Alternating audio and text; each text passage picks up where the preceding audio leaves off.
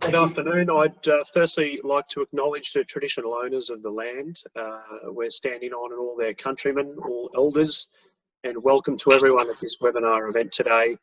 My name is Doug Pye and I work with B&E Enterprise, the not-for-profit organisation supporting the growth and development for companies and their suppliers at Brisbane Airport.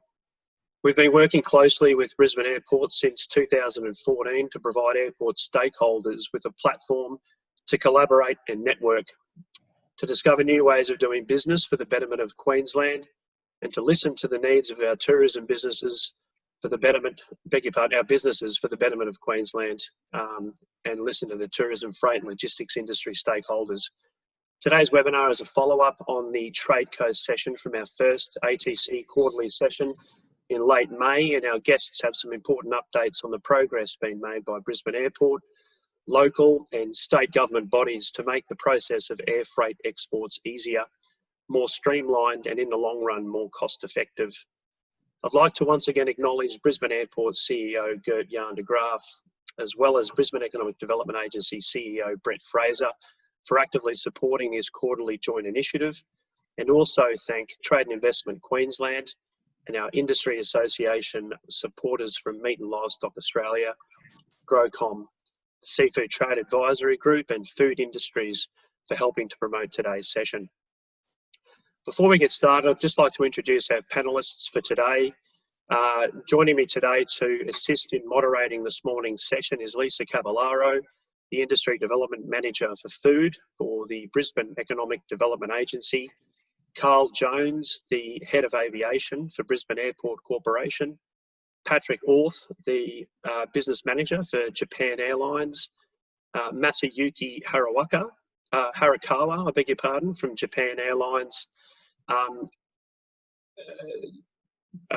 Quinton Masson, who is our Freight Coordinator, who's recently been appointed by TIQ, as well as Shane Quinn, the National Sales Manager for Mulgowie Farming Company, Najib Lawand, the Director of Export Connect, and Chris Roberts from 3D Logistics and the Australian Customs Clearance, as well obviously as Matthew Andrew, Operations Manager for Trade and Investment Queensland.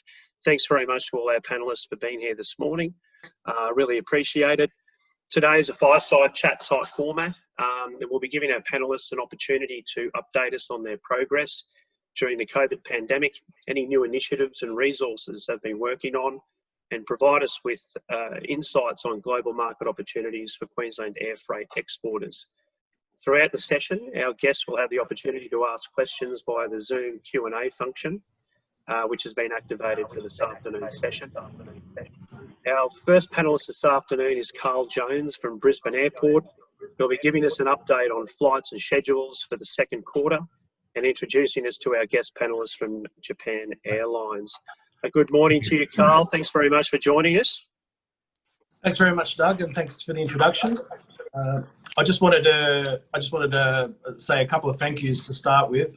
Firstly, thank you for everyone for joining this webinar, and obviously we've had a couple of webinars over in recent months focusing on how industry, government and industry bodies can work more effectively in Queensland and Brisbane to help the facilitation of freight. A special thanks goes out to Doug and B&E Enterprise, the team at Brisbane Economic Development Agency and the industry groups that we've been working with over the last months, just to again identify the opportunities for us to maximise the freight that flows out on normal operations, but also the federal government's IFAM funded flights as well. So again, a big thank you to all those who've been involved in discussions or working on those initiatives in recent months. Three main points I wanted to make today. One is an update from Brisbane Airport as to the status of our operations and the opportunities that are currently still existing in freight and our flights, and again, just to inform everybody as to the levels of operation.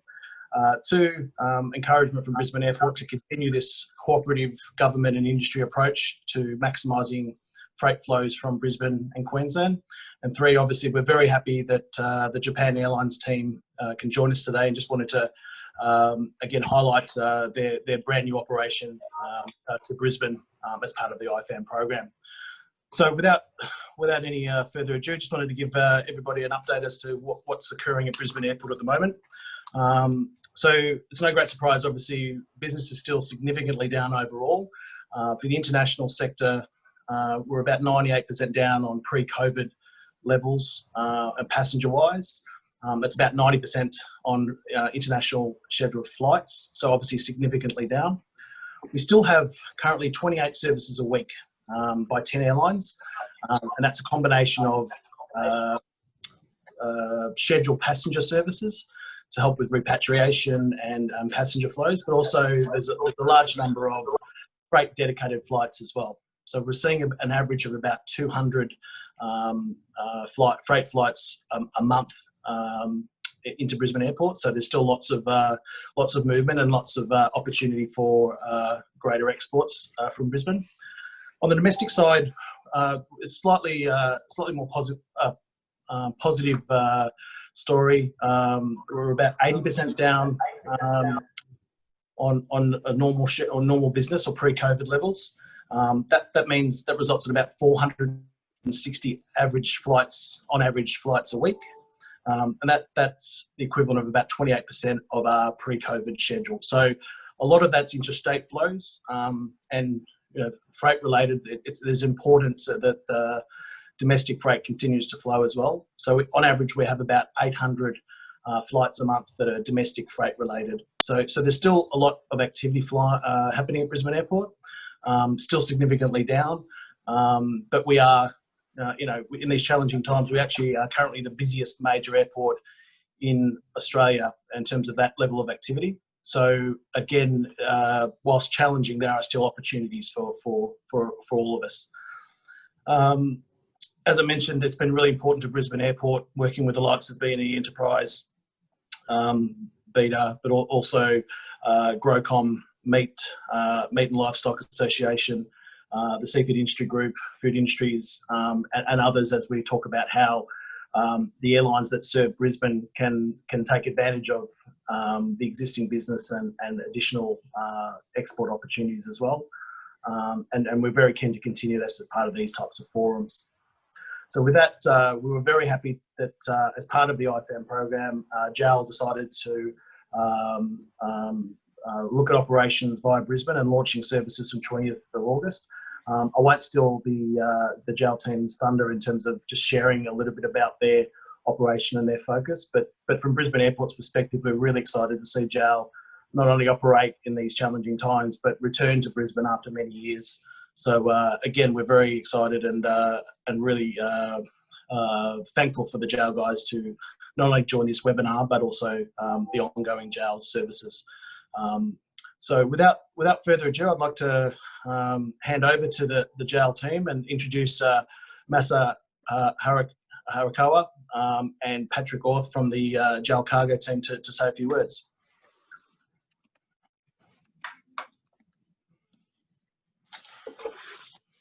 Hi, my name is Masayuki Harakawa from Japan Airlines, and we are very excited to be back in Brisbane for flight operations. And then we are proud of part of team of the IFAM to support Queensland business with our cargo-only flights. So regarding the insight of our service, I'm going to pass to Patrick, who is JAL Cargo Sales Manager in Australia. So please go ahead, Patrick. Thanks, Masa, and thanks, Carl, and thanks everybody for having us here. Obviously, just to echo what Masa has said, we're extremely happy to be back in Brisbane. It's been a 10-year hiatus for us, and to help keep supply chains open and to support Queensland primary industries, fishing industries, exporters, and others.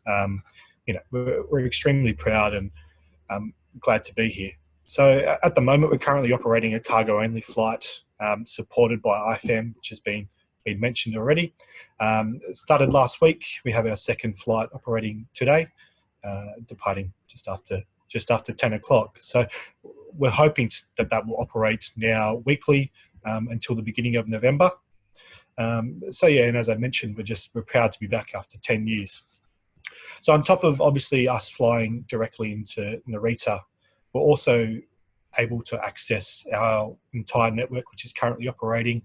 So at the moment, we're operating to over 33 destinations around the globe. So that includes destinations in mainland China, Southeast Asia, Europe, and also the USA. So just to briefly go over, to quickly highlight how you guys can book with us. Actually, sorry, I missed one section. We admit, just to give you a bit of background on JAL, we admit we're not the biggest airline here, but what we do well is we look to continually improve, and we look to create everlasting partnerships with people and with companies. We believe this sets us apart, and our pride and our unrivaled service in the Australian market. JAL offers, as an example of this, JAL offers a dedicated cargo staff member for every flight, and they are there to monitor the GHA. They also ensure the quality of every single cargo movement out of Australia. We're currently operating 6 flights out of Australia, including the weekly flight out of Brisbane.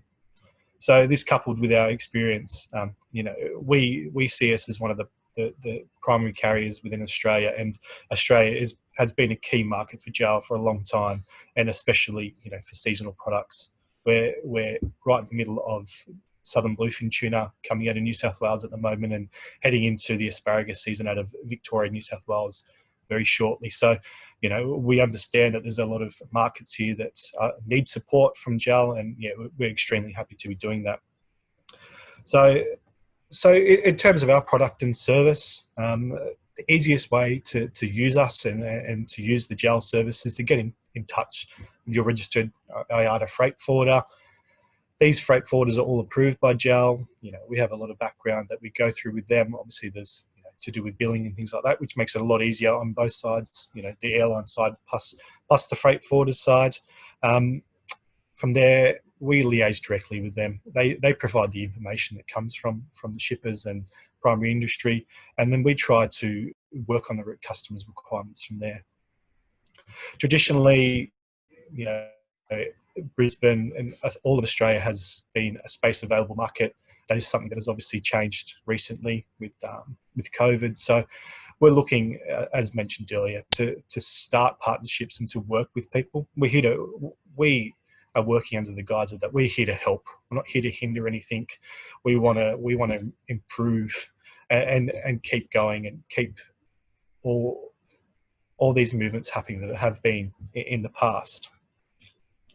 So aside from us moving general cargo and our perishables, which is our primary objective at the moment, we also have other products, which include, we have a pharmaceutical service called J Temp Control. We also have an express service called J Speed. So all these can be accessed from any port in Australia, and obviously from Brisbane. So yes, we are focused on IFAM and supporting the supporters and growers across Queensland, but we also do have access to other areas, and also IFAM and what they actually accept under the IFAM is actually growing in terms of different types of products. Pharmaceuticals, certain pharmaceuticals have been added of late. So, if you have any questions or if there's any queries, you feel free to reach out to us, and we can go through that with either yourselves and if we're unsure, then we can speak to IFAM as well. We've been, with IFAM, they've been so open, and they've been improving from our point of view week in, week out, and they're growing, and they're also becoming more aware of what the suppliers need, what the freight forwarders need, and also what the airlines need. So just to finish up, obviously, we're extremely optimistic about future services. We've heard it all before from IFAM, and I'm sure a lot of people on this call who've been on IFAM calls as well. We echo the message that we need to these agents and suppliers need to collaborate, and we need some consistency. Airlines can't, and especially when we're only operating as a cargo airline at the moment, we can't operate without that consistency. These are unprecedented times, and it really does call for a rethink from all stakeholders. And moving forward, the support and advocacy of these flights from forwarders, industry, and ultimately IFAM will be crucial in getting these flights extended past November. In terms of the Brisbane industry as well, we're also quite reliant, and it helps us greatly on inbound loads. So, you know, it's just another thing to think about, and I understand that there's a lot of focus here on exports, but I know that there's definitely people on this call who have dealings with imports. So if there can be pushed from that way, because it definitely helps in the support of the overall flight. Just quickly, Carl, just coming in there on a question that's been raised by one of our viewers this afternoon, asking why BAC is the busiest airport in mainland Australia. Can you give us a little bit of insight as to why that might be the case? Yeah, certainly. It's due to a few reasons. Primarily, we've got the largest domestic network in Australia, even in normal times, in terms of having the most domestic network points. So we've got a vast network normally across Australia, but in these times where our domestic borders are either limited or closed, we've got a significant interstate network. So obviously Brisbane, around southeast Queensland, central, but also North Queensland. So that interstate market is really a significant part of that business, about 75% of the flights and passenger movements. Also, the FIFO, the mining sector. So we've got a lot of fly in, fly out sector, which is again, for some companies in some areas, incredibly busy. So those two reasons, and I guess supplemented or underpinned by the federal government funded essential minimum network across Australia. So for those three reasons, that's why we are number one. I guess the busiest rather than number one. But it also creates an opportunity now in terms of what we can do together. So us as the Brisbane and broader group in terms of the export industry, but perhaps working together across Queensland to ensure that we have domestic freight flowing as well. But for the likes of JAR, how do we ensure that that we maximise the feed, whether it's outbound passengers or freight? So again, it's a good base for us to be from relatively, but also presents opportunity. Yeah, and to yourself, Patrick and Massa, you know, moving into sort of this, you know, December, January period, are there any particular types of produce or export commodities that your essential markets are going to be demanding going into that time of the year that you see emerging over the next couple of months? Yeah, so obviously I think I made mention of asparagus earlier, which obviously, you know, sorry, but it is a Victorian product. But, you know, we do also see that there's a movement in towards, you know, stone fruit coming out of Queensland, melons as well. So stone fruit is obviously a huge market, not just for Japan, but, you know, all other parts of Asia and Southeast Asia. So that is you know, again, without advocacy and talking to IFAM, and their support, these flights won't be operated. So, you know, if you do have something, it's better to get on the front foot and be talking to IFAM earlier than later. Just raise these points with them, because if you do, then, you know, they've got an idea about forward planning, because, you know, they're all about their forward planning at the moment, and they're all about utilising that money that has been offered by the federal government and trying to stretch it as far as they can. Fantastic. Thanks, Patrick. I just want to pass everyone now on to Matthew Andrew from Trade Investment Queensland. Our guests may or may not have seen the notification that the recent appointment of Quinton Masson has been made, I think from September the 1st, I believe, the new freight coordinator role for Trade Investment Queensland. Matthew's been kind enough to bring Quinton Masson onto the webinar discussion this morning. We'll welcome Matthew to introduce our new team member. Thanks, Matthew. Sorry, just unmute yourself there. Sorry, Matthew. Thank you, Douglas, for the little reminder there. I was going to lip read. Always a good start. Look, I'd just like to thank, obviously, the Brisbane Economic Development Agency for organising today's webinar.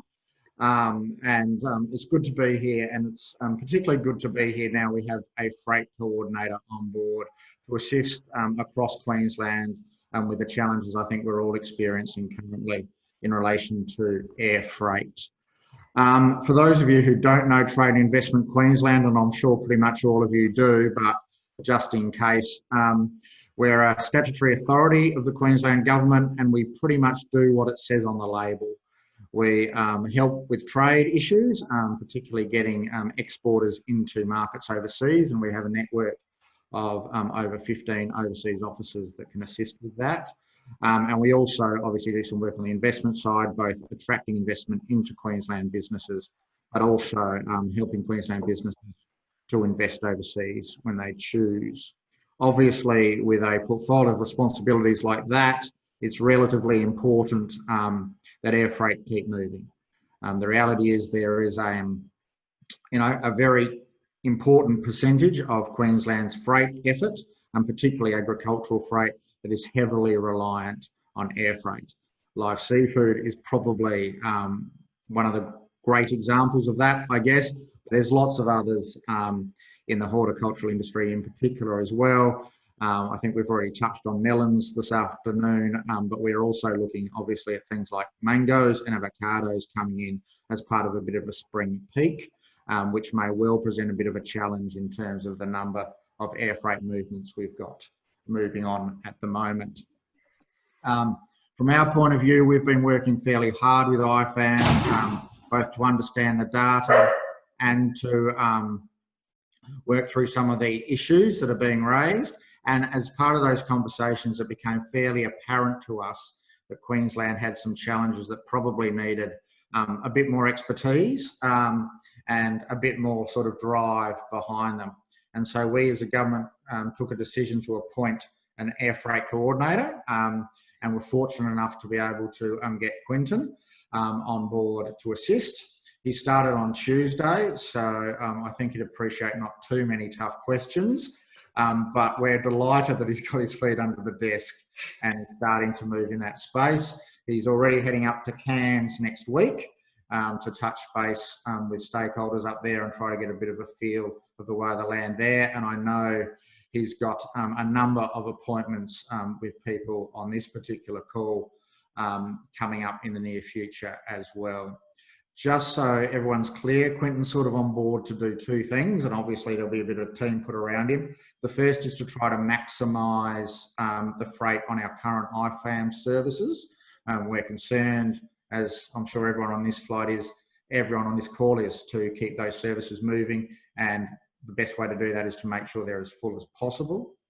And the second piece we're asking him to do, which is the far more strategic piece, and I suspect will take up a fair chunk of his time, is really just to take a bit of a look strategically at air freight in Queensland and what we can do collectively to sort of continue to keep that freight moving, given that it's likely to be a reasonable period of time before freight rates in particular come back to reasonable levels. And on that note, I think I might hand over to Quinton to introduce himself, give you a bit of his background, and probably quickly sort of touch on some of the thoughts he's having about this space at this time. So thank you again for the opportunity, and I'll hand over to Quinton. Thanks, Matthew. Thanks, Matthew.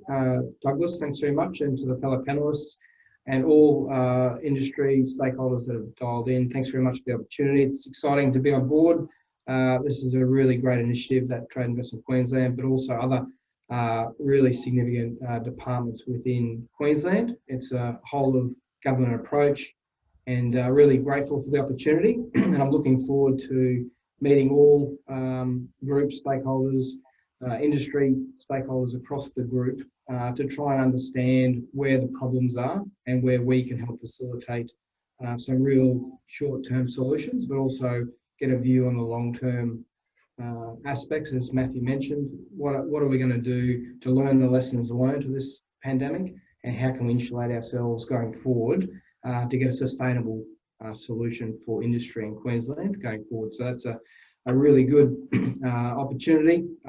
We are one of the first states, I think we are the first state to have appointment and a program put together, which is whole of government So think of me as a central point of contact to support your interface both up federally into IFAM, talking to Michael Byrne, help lobby our approach both from industry, airlines, freight forwarders, and also relevant departments that are interested to how we can maximise IFAM and what's left of that valuable contribution that runs up until Chinese New Year. As you would have heard probably from Michael and Marg, the co-chair, IFAM has always been identified as a temporary measure. It is only slated to push into Q1 next year, which is a concern. So we need to work out what our contribution across the industry and across all stakeholders, how we can work better together once that contribution falls in orders of magnitude towards the early part of next year. My initial view, and I've only had, as Matthew mentioned, a couple of days in the seat, but my background was military for many years, special operations for 20 years. I've been in industry running my own businesses for about a decade. And for the last couple of years, I was the Global Head of Government Defence for Toll. So I've spent quite a bit of time in the region, across Asia Pacific, operated in about 20 different countries. And the focus for the next period, particularly on this program, I think there are 3 key functions and sort of areas that I'd like to focus on. And if I could leave you with 3 key points to consider: visibility, consolidation, and collaboration. If we can get those 3 things right, we will have an impact on this sector by orders of magnitude. Visibility, if we don't see and we don't understand what's happening and we can't forecast what we think is going to happen, then we can't fix it. Consolidation, there's no one part of this pie that will fix, and you've heard Michael and Marg and everybody, they're not going to land a plane in Cairns for 5 tonne. So any aircraft that leaves Queensland and goes offshore has to come back to Australia at some point. So the outbound and inbound leg, we need to work out from a consolidation perspective how we can work together to consolidate that and lift the overall airframes in and out of Queensland and the Eastern Seaboard to keep these really significant bolt holes and core market footholds that we've got in all sectors that we've worked so hard for many, many years, so we don't lose those to our competitors, but also we can sustain those businesses. And collaboration, so opportunities like this, webinars, stakeholder events where we can sit down and collaborate, workshop, it's really important. No one will have a view and no person will have the solution. We have to work together extremely hard and quickly to pull a solution that's not only effective, but also sustainable in the long term. So visibility, consolidation, collaboration, keep those in the forefront of your mind. I really am honoured to be in this position, and my commitment to you is that I'll work tirelessly to help Queensland businesses sustain this and hopefully come at the back end with a greater, more sustainable solution to insulate ourselves going forward. Thanks very much, Douglas.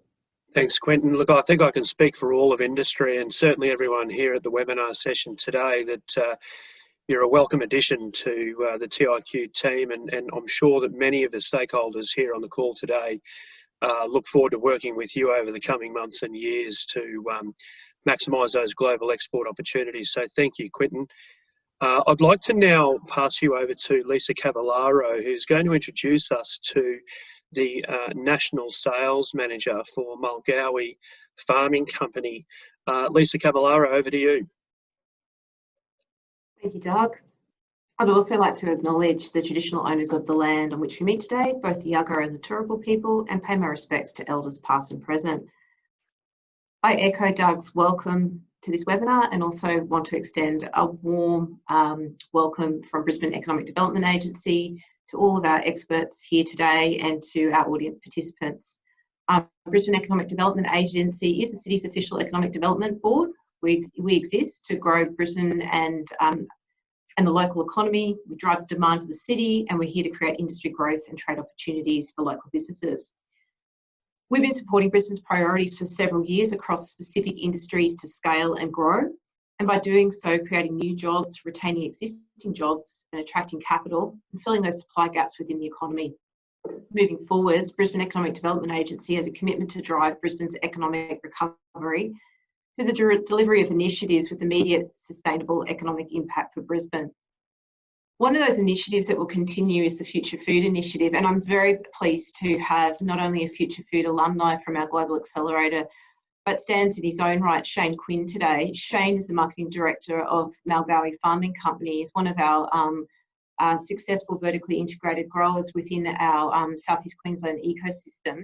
And appreciate that Shane's here today to give an industry lens to how their company has circumnavigated the direct impacts of COVID and successfully worked with their freight forwarders, continuing their export arm. Shane, welcome, and thank you very much. Thank you, Lisa. Thank you, everybody. Just checking my sound's okay, Doug. Good. Yep, thank you. Yeah, so it's interesting times. I will speak for a lot of primary producers, I think. Unfortunately, we'll probably get quite good at crisis management in agriculture, and logistics would be the same as events happen.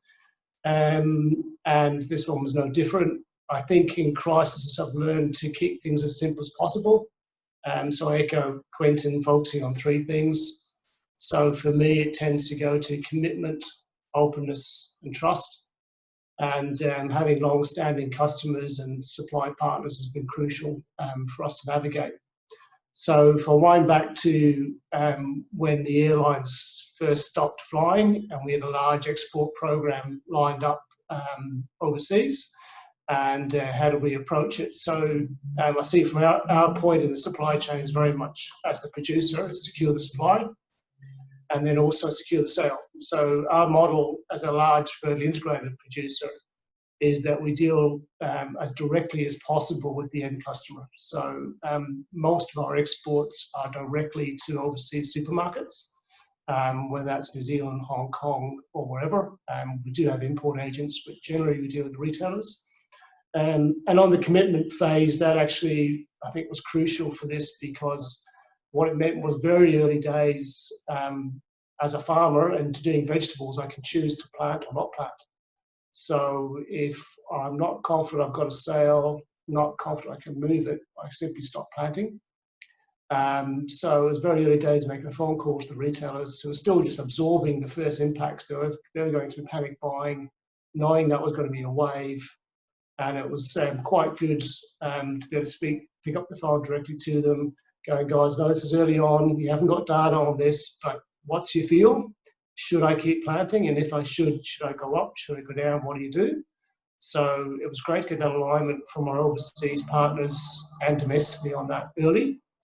And so then I was able to then talk to our government support. So again, Brisbane Economic Development, Queensland Government, great partners as always, and be able to give the message that we've talked to our customers, we're still putting crop in the ground, our customers want it, I can give you some surety at least, as you go and put together the logistics programs, I can give you some surety that that there's volume there to be moved. And that's, I suppose, where the openness came in. A lot of us primary producers too, we try to keep things to ourselves. We don't like to let on to who our customers are or how much we're moving, because that's a competitive advantage. And so we have to take a bit of that leap of faith in as well and be a lot more open than normal as to what volumes we move everywhere. I think that's also going to help when it comes to consolidation, Quentin, and collaboration. So there's a bit of a leap of faith there, which is where the trust came in. So, you know, all up really, I think we have all worked through, we've learned as we've gone. And but look, I couldn't thank everybody enough in partnering with us in making the successful season we're having. And I really need to keep it going. I'm very aware Malgawi's main export season starts to wind down in November, but our summer fruit partners start getting going. So yeah, a lot of fruit and veg moves out between November and February. And then also, again, as a primary producer, we've got a price issue. So, you know, our products are substitutional. People don't have to eat seafood, they can eat chicken. They don't have to eat green beans or sweet corn, they can eat potatoes. So there definitely is a limit. Our customers will pay a bit more to secure the supply, but there's certainly a limit. So IFAM support or some support on that pricing for the products we produce is really critical going forward. So yeah, so I really can't say too much more than that other than a sincere thank you. I'll share a bit of, we get direct communication through our, with QR codes on our branded products. So our customers overseas can scan it, communicate to us through the website, and we get some wonderful messages from people overseas really welcoming continuation of Australian produce, particularly places like Hong Kong, or they're going through. You know, it meant a lot for us to get messages direct back from Hong Kong families saying the welcome Australian produce is still getting on the shelves. So yeah, that meant a lot to me, and it means a lot to Team Australia. Thank you for that, Shane, and look, and congratulations to being, you know, one of the first early moving in industry to provide that openness. One thing I just wanted to ask you is, has there been some advantages with your farms located in Queensland? I mean, obviously we do understand that we still face, prior to COVID, there was a lot of leakage within our ecosystem. Is there distinct advantages? Could you just outline some of the advantages that your organisation has seen with having your product move through Brisbane Airport? Yeah, well, it's the busyness. So that, you know, the fact you have flights going, I think that's a bit of a critical mass that would help. I mean, obviously being a Queensland producer, and we produce nationally, so we have farms in New South Wales, Victoria as well. Seasonally, we're producing mainly in Queensland right now, but certainly just purely from the logistics. I couldn't tell you the numbers off my head, but certainly in the winter, the vast majority of Australian vegetables are growing in Queensland. So being able to get it out of Queensland, it's such a shorter distribution. Some of our customers look for flights out of Sydney, just because it suits their landings where they are. But for us, it's another day of travel to get to Sydney at a complication risk. So with fresh produce, whether it's seafood, beans, melons, and time is key. So I think Brisbane Airport is particularly well placed for Australian fruit and vegetables. Thank you so much, Shane. And again, you know, you're underlining a thematic that, you know, Quinton's discussed, and also as Carl's, you know, the integral component of the relationship. And obviously, you know, again, we understand the bounds of relationships with competitive forces, but, you know, where we can take a step forward with openness and that visibility, we all have an opportunity to prosper on that. So again, thank you so much, Shane, for joining us today and just sharing your comments specifically from your industry sector. Thank you. Doug, with that, I might look to introduce our next guest from Nishib, if no one else has come through with some questions specifically. Look, there I am. Not at this point, Lisa. I just thought I'd just have a quick question for Shane before we move on. It was about the experience you've had with Brisbane Airport through the process of exporting your goods internationally. Has it been a positive experience for you? Yeah, I mean, again, we rely on our freight forwarders, which probably again should mention that.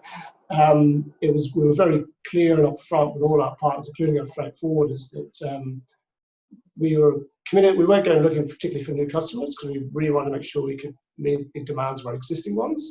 I mean, looking forward, I think there's definitely opportunities. So we do want to start exploring the opportunity for new customers.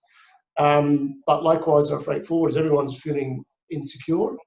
And so we were quite clear with our messaging to our freight forwarders and suppliers that we weren't going to make any changes. You know, our strong preference was to work with our current freight forwarders, and which includes Brisbane Airport. So again, with so much complexity and risk going on, we really want to minimise changes wherever possible.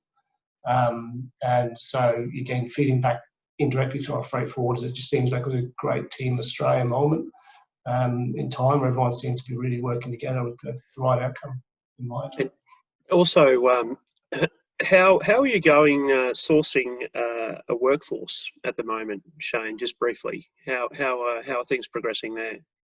Yeah, so it is definitely an area of concern. So we tend to move on our main body of workers, our line workers on the production lines as we pack produce. We tend to move them from site to site, season to season. So we were lucky to get most of the Victorian crew out of Victoria before they went to lockdown. So again, government worked really well with us in putting together cross-border plans to move our workforce across border, which worked really well with good COVID-safe plans for everybody. the question now is, as we move back down south, how do we get crew from Queensland down south? And or most of them are migrant, so working holiday makers. So they've had no new arrivals. The ones who are here obviously haven't gone back, but they're going to start going back now. And so, yeah, we're very concerned about who's going to replace them. And yeah, that's a big concern, because our experience is, unfortunately, Australians, particularly if they're on JobKeeper, just aren't going to come and work at 2 a.m. in a 4-degree room in Gippsland. Yep. Thanks for the update on that, Shane. Lisa? I'd like now to introduce our next expert, Najib Lowland. Najib and I have worked together for a long time, and Najib is one of the key experts within Australia with export readiness.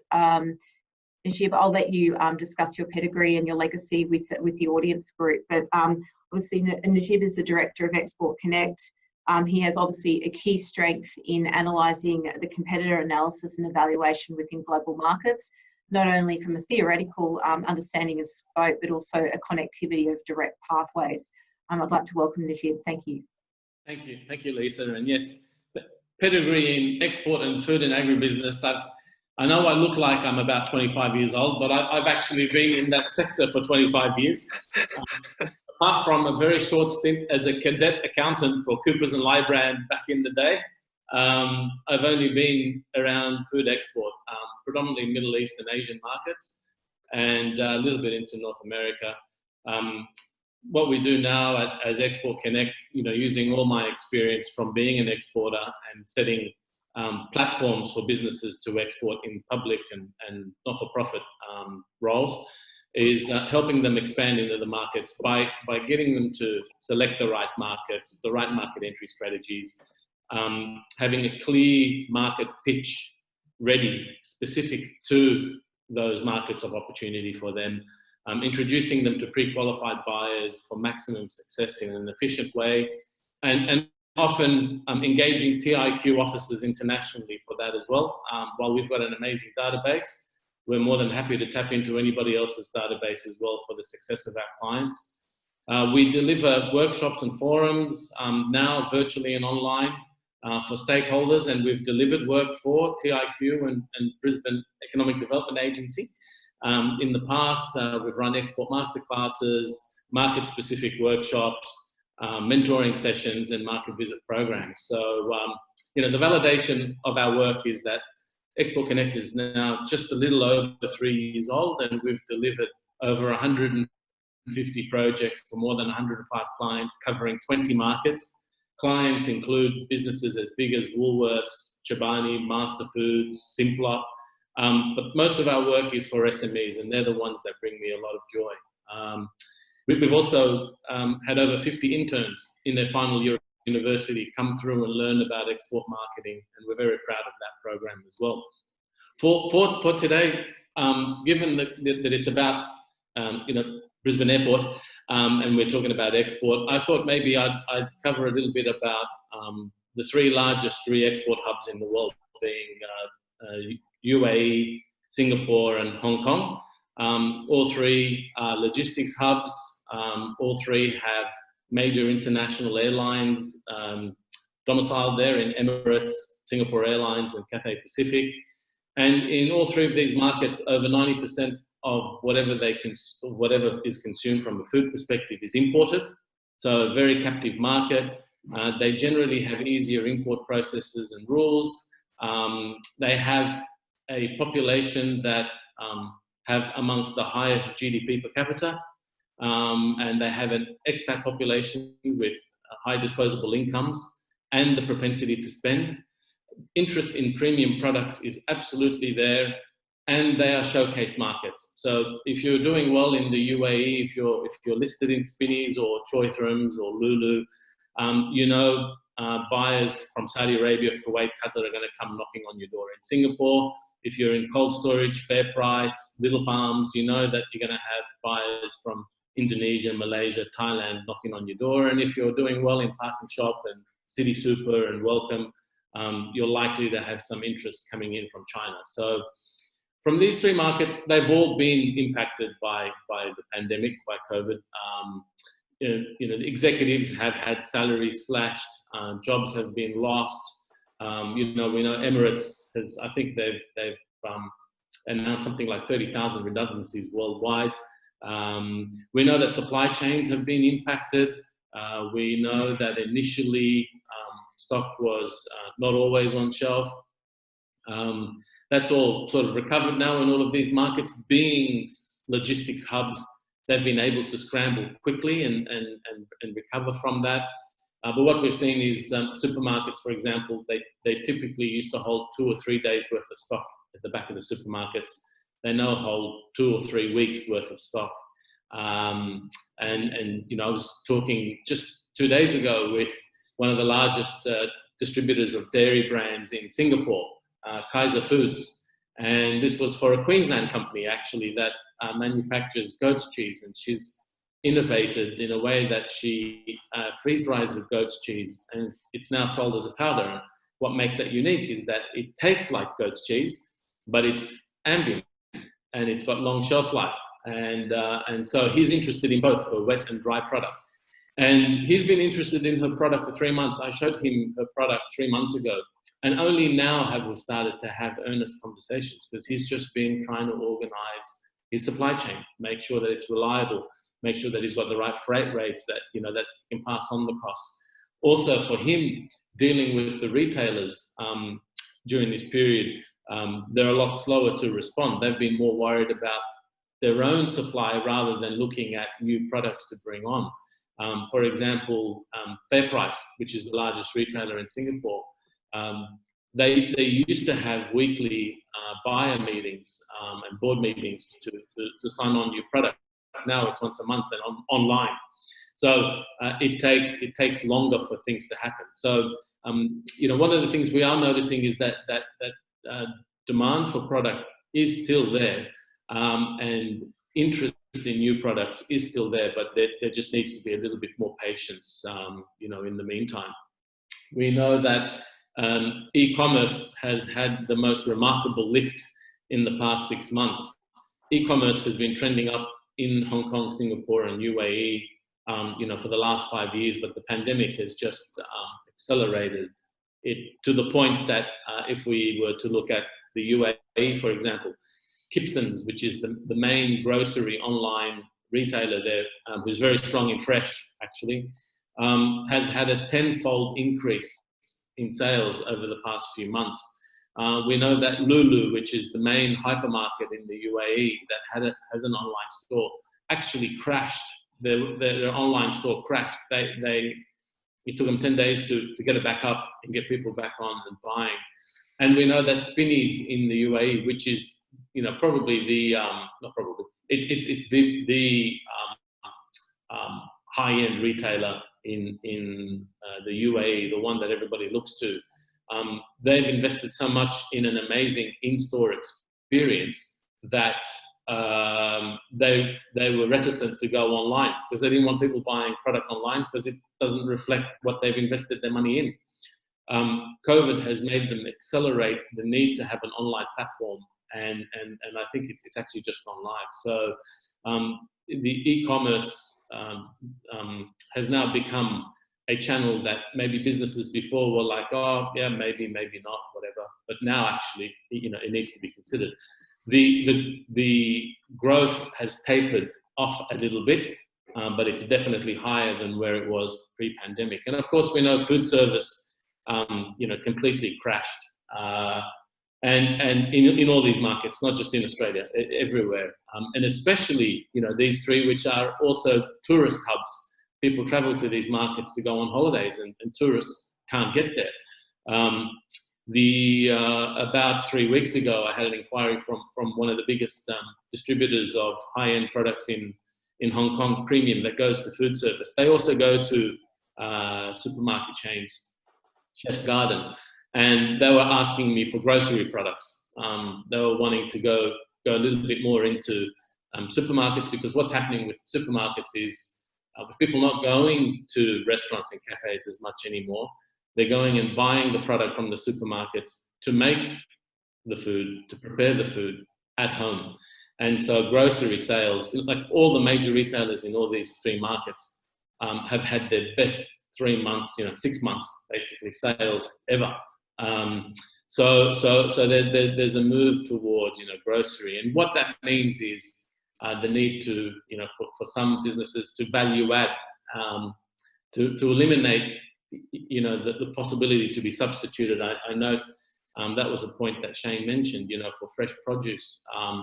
If someone's cheaper, they'll just take it. But if you value add, then that works. And I might add, Shane, you'll notice there's one pack of your green bees cut and clean, sold at Woolworths Double Bay every week. That's me buying your product.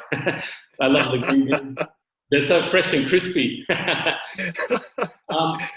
So I think, when I look at opportunities across the board, and this applies to Japan, so inquiries that I've been getting from buyers in Japan, is there's this much stronger demand. It was happening pre-pandemic already, but now it's accelerated. There's a much greater demand for all natural and organic products. Anything that's functional and immune boosting. I know one of our clients, More Life, out of Gold Coast, is having unbelievable sales through online platforms for its immune boosting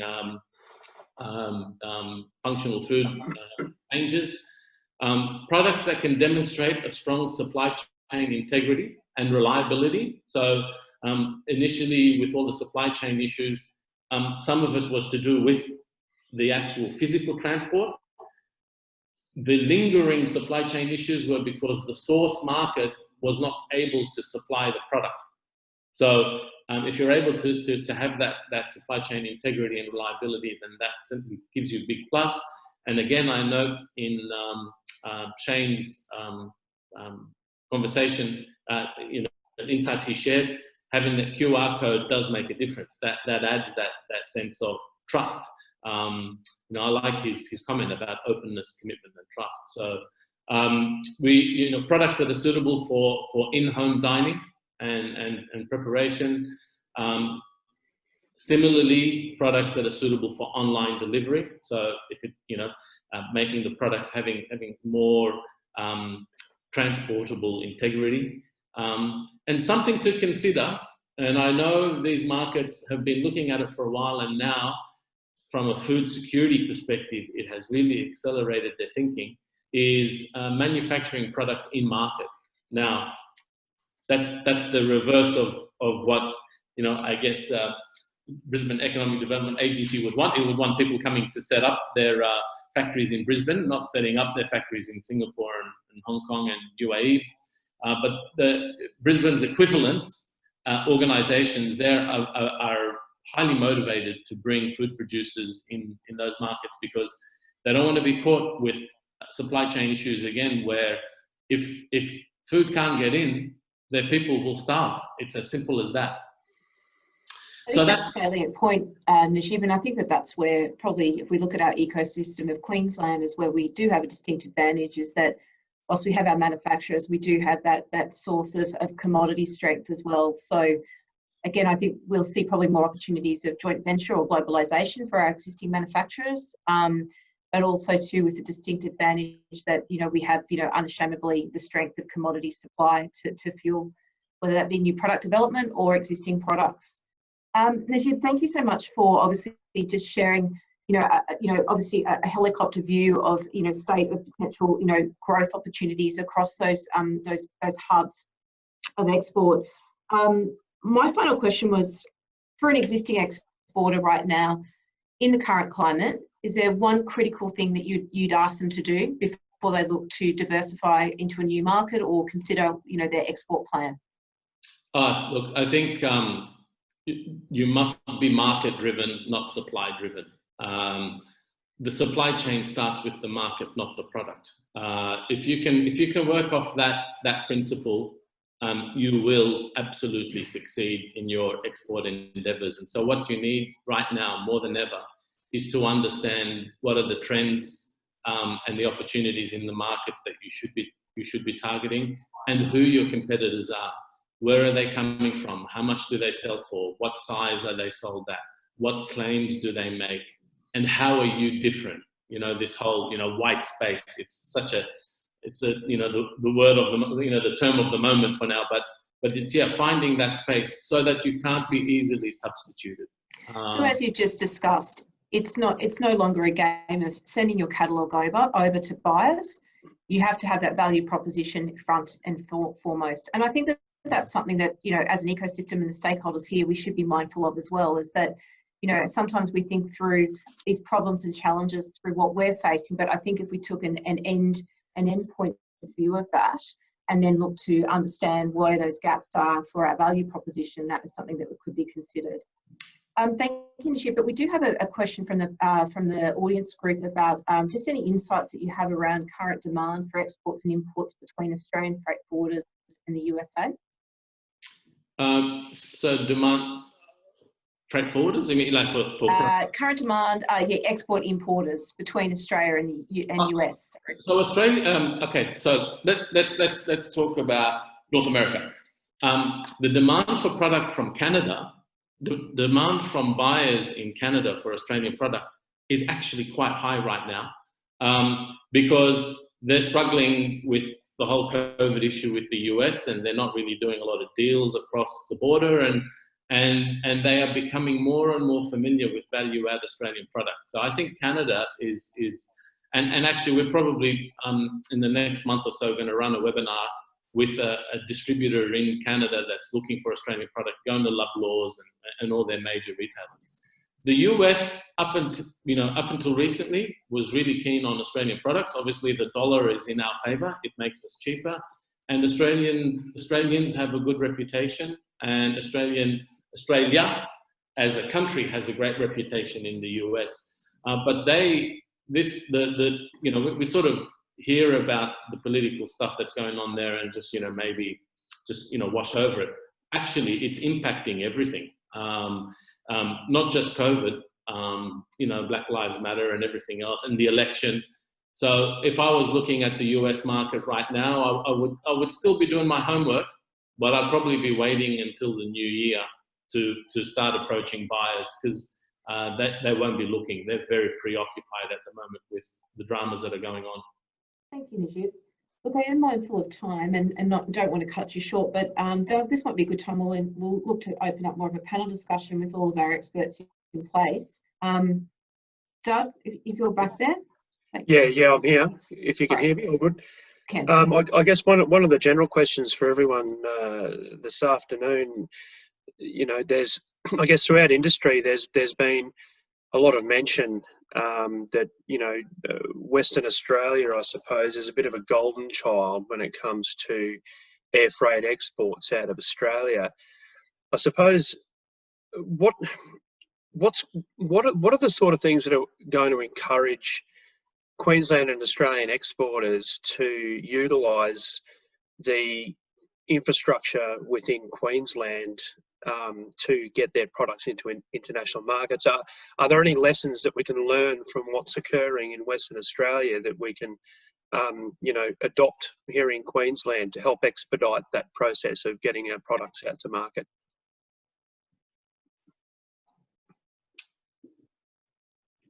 I think WA's in some ways been almost forced to, because it's produced there as quite a small local population. So they've always had to look outside, which has been healthy, forced them to do it. What I'm quite excited about what's happening in southeast Queensland in particular is the hubs that Brisbane Economic Development is trying to pull together in food innovation. So encouraging that connection, say between me as a primary producer with some people who can turn my raw produce into a nutraceutical, which can go to the UAE market, etc. So I think that's something that Southeast Queensland has that we could do different to WA, is get some of that critical mass to develop some more get out of the commodity game with our products. If I might just add with that, and this is something I've seen with the work that I've done. With the New South Wales government and then Food Innovation Australia Limited. The biggest motivation, I think, is a sense of urgency. As Shane just shared, WA, Perth is busy in that way, and WA has been looking at that way because they've had to. They're the most remote capital city in the world.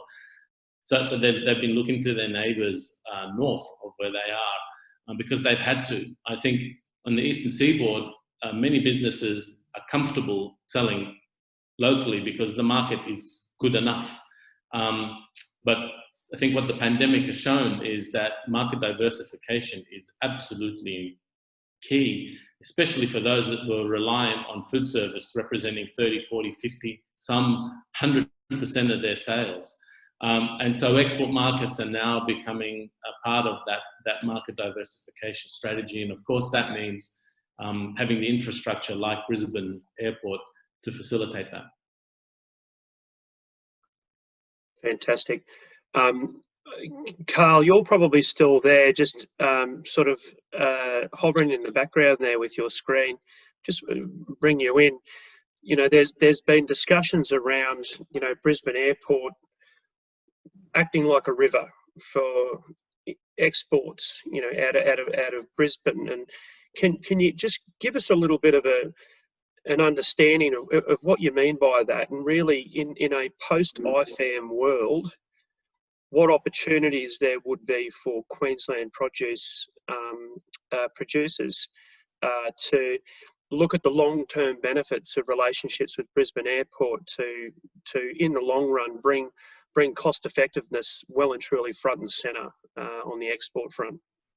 Yeah, sure. I won't go into the full river analogy for everybody. I think I was just trying to sum it up before, but I think what I'd say, and again, Brisbane Airport, we acknowledge we're just one small part of a broader ecosystem that is freight within Brisbane and within Queensland and across Australia. So, you know, we're very vocal and we're very keen to collaborate and work in partnerships with government and industry. But again, we're one small part. So that river of freight has a lot of moving parts, and it's almost a conveyor belt in terms of from farmers and suppliers, freight forwarders, consolidators. We obviously on airport have some facilities that process and facilitate freight. Some of it is off airport. But of course, we have a very close relationship with the airlines. So we're very, you know, the airlines are always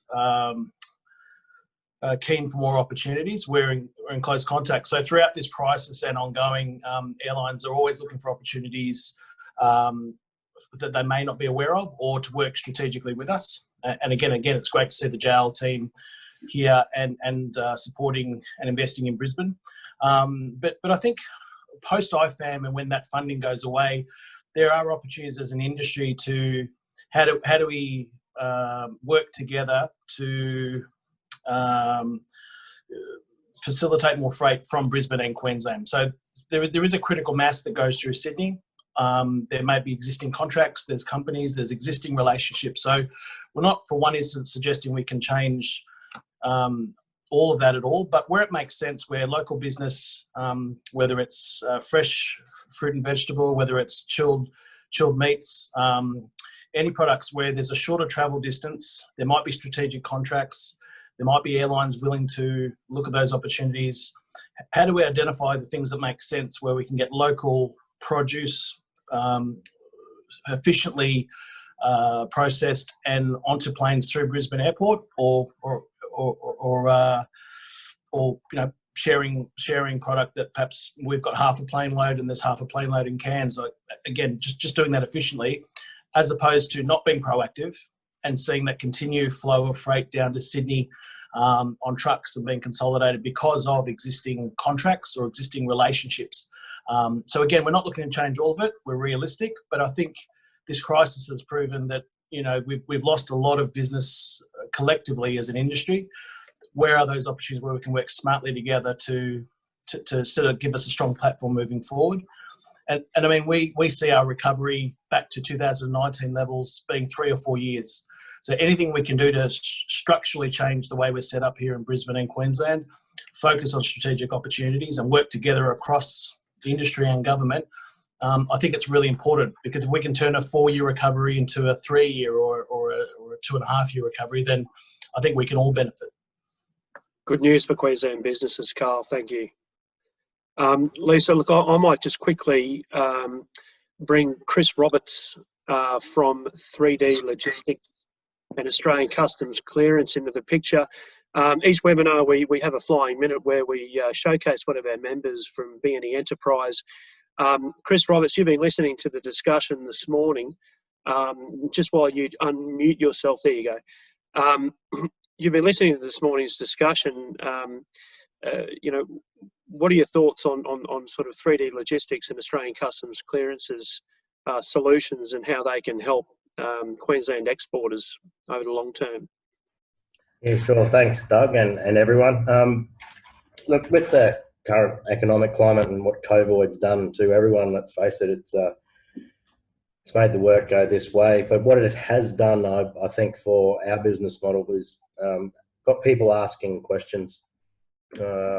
Questions like, have we been doing it correctly in the past? Are there ways of improving things in the future? And one thing that's very evident to me with both our wholesale arm, which is 3DL, and our retail arm, which the retail arm came about by suggestions from our wholesale customers saying, you know, we've got these inquiries coming through.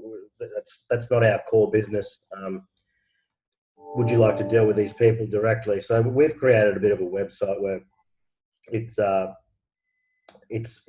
platform where people can book a customs clearance online, basically, or seek duty minimisation strategies.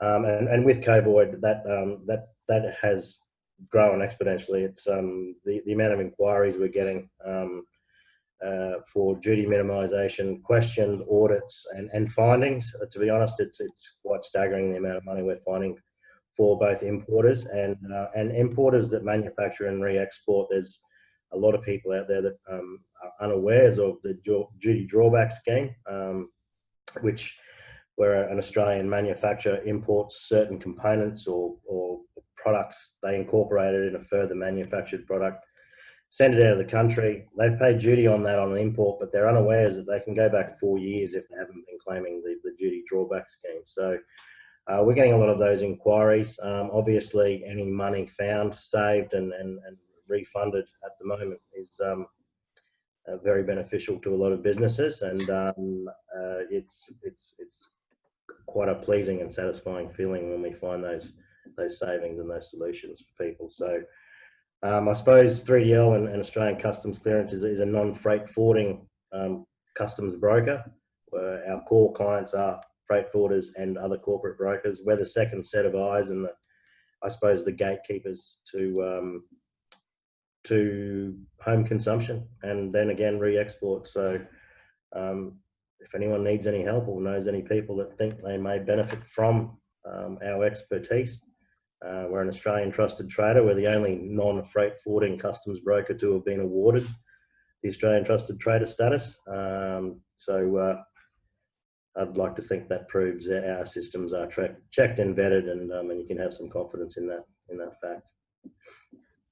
Fantastic, Chris. Look, thanks for giving us a bit of a rundown of the 3D Logistics and the Australian Customs Clearance businesses. If anyone who's on today's webinar discussion wants to find out more about Chris and his team's services, please don't hesitate to get in touch with the team at BNE Enterprise via info@bneenterprise.com. We'd be more than happy to forward you on to Chris for any inquiries.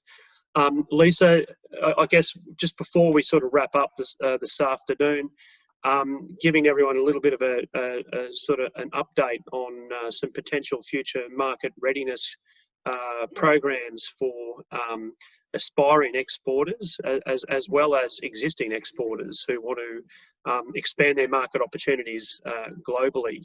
Can you give us a bit of an update on that? Look, thanks, Doug. And I think that, look, as I mentioned to you, Future Food was an initiative, and again, it doesn't happen within isolation. It has an access point and alignment through all levels of government and industry stakeholders. We've, since 2018, delivered a Global Markets and Investor Readiness Accelerator program. And in this year, obviously, with the consideration of COVID impacts and obviously what's been discussed in these conversations, you know, it seems like an appropriate. We can't ask industry to look to flex and pivot without considering what the impact is to our syllabus and program. So specifically, we'll be moving forward with 2 inset points of that accelerator, you know, one in this Q2 and then another one in Q3. But most importantly, we'll continue the capability of global readiness in there, but ensuring that there's an export component to that built in within that framework. But most importantly, look to put an additionality of program with an actual connection pathway to certain export markets. And we'll be using the likes of people like Export Connect.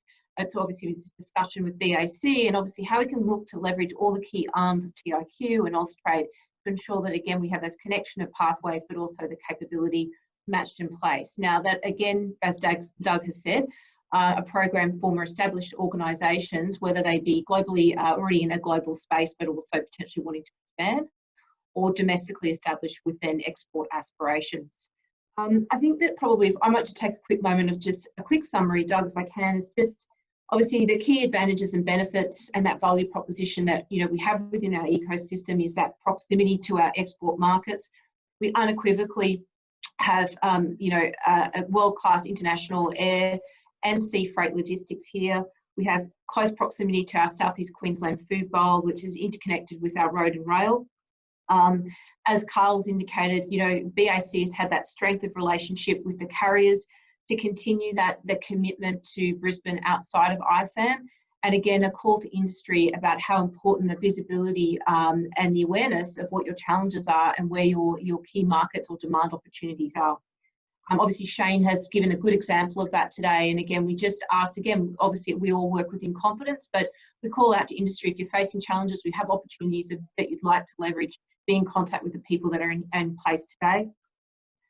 Right now, there's a small window. Australia is deemed to be so safe globally for COVID, and that's obviously been beneficial to our, you know, continuation of demand of our products. But right now, Queensland and Brisbane is an opportunity that we even have a higher level of deemed safer products.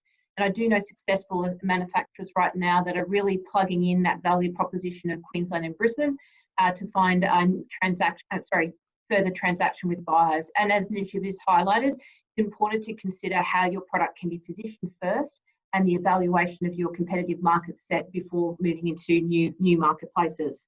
Again, just my final remark is we are an ecosystem where the strength is our relational abilities, something that we potentially obviously can look to improve how quickly we can be interconnected with each other and look to steer to collaboration before intercompeting. But I think we're all joined here with a similar philosophy in place. That was just probably my comments from today. I wanted to obviously thank the insights and expertise that joined us here today.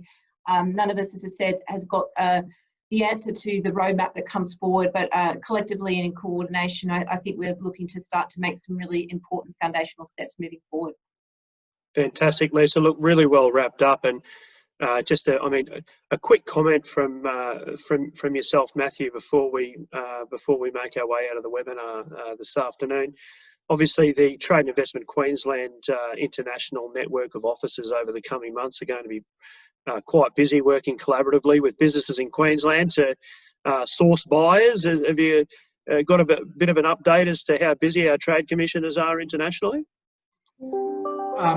Depends a bit on where you are at the moment. I guess from the perspective of our international network, as far as possible, in fact, right across TIQ, and I'm sure it's exactly the same for Brisbane Enterprise, we're very strong on pushing the business as usual piece. So getting our people out right now on the phone to their clients, both new and existing, and working very hard with international offices and indeed the broader Austrade network we're required to try to keep that deal flow, if you like, running. I'll give you some idea. We have set the same targets for ourselves this year, same metrics as we did last year, which might be a bit ambitious in these environments for both trade and investment, but we're pushing hard to achieve those. We do, and I'm not going to deny it, have some challenges in that space. We've had offices that have been shut down effectively for 6 months now. We've had staff working from home for most, if not all of that time. There's obviously been some in and out in some markets. That presents a bit of a challenge for us in terms of the HR people issues, if you like, in terms of keeping people connected and buoyant and, you know, all those things that are pretty important when you're doing the sort of work we do, and the things that are pretty important for anybody who's employing anybody. So I think there's some, there's some challenges there, obviously, that COVID have wrought upon us all. But nevertheless, from our perspective, we're continuing to push, we're continuing to get deals, we're continuing to work with our stakeholders, both within Queensland and around the country, not to mention overseas. So for us, we're just trying to keep the show on the road as much as possible. We've just done our first large virtual trade mission. Some of you may have been part of that with Minister Furner through DAF. I think there were some good lessons learned from that. And I think one of the things we could all do collectively is share a few of those lessons. I think we're going to get better over time and we're going to learn the lessons, hopefully. And we're a bit slow, but not that slow. So hopefully we can improve the way we do those sorts of things in this brave new world moving forward. And I can just sum up by saying thank you to everyone for participating or listening in today. It's been very informative for me, and I hope it's been the same way for others. Absolutely. Look, thanks very much for that, Matthew. Really appreciate it. And just to wrap up, I mean, going back to what Quinton said, to sort of sum up what you've just described, Matthew, the idea of visibility, consolidation, and collaboration. I think that is what everyone is seeking to achieve, whether you're a grower or whether you're a supplier of exporting services, freight forwarder or an airport. Everyone wants the same outcome, and that's a highly efficient and cost-effective export solution for Queensland business. So I'd like to thank everyone for being on today's webinar session. I'd also like to thank our guests who've been with us this afternoon. We have run a few minutes over, so appreciate everyone sticking around to hear us out through to the end of the webinar session. I'd like to thank, firstly, Lisa, appreciate you joining me for the moderation for today's event from Brisbane Economic Development Agency. Also to Carl Jones, Head of Aviation for Brisbane Airport Corporation. I'm sure you're still there, Carl. I'm glad you're not selfish when you're putting your camera up on the big screen, mate. Thank you. There you are. Thanks very much for that, Carl. Really appreciate it. Patrick Orth and Masa Harakawa from Japan Airlines, as well as obviously Matthew Andrew and the newly appointed Freight Coordinator from Trade and Investment Queensland, Quinton Masson. Thank you so much for joining us. I'm sure all of our exporters are excited to be engaging with you over the coming months. Shane Quinn, National Sales Manager for Mulgawi Farming Company. Najib Lawan, the Director for Export Connect, and Chris Roberts from 3D Logistics and Australian Customs Clearance. Thanks very much, everyone. We'll be in touch in the coming days with a link to this video, as well as for any upcoming webinars and sessions, and our very first business breakfast for quite some time. So thanks very much, everyone, for being a part of today's session, and we look forward to being in touch with you soon. Thank you, Doug. Thanks, Doug. Thanks very much, everyone. Thanks very much.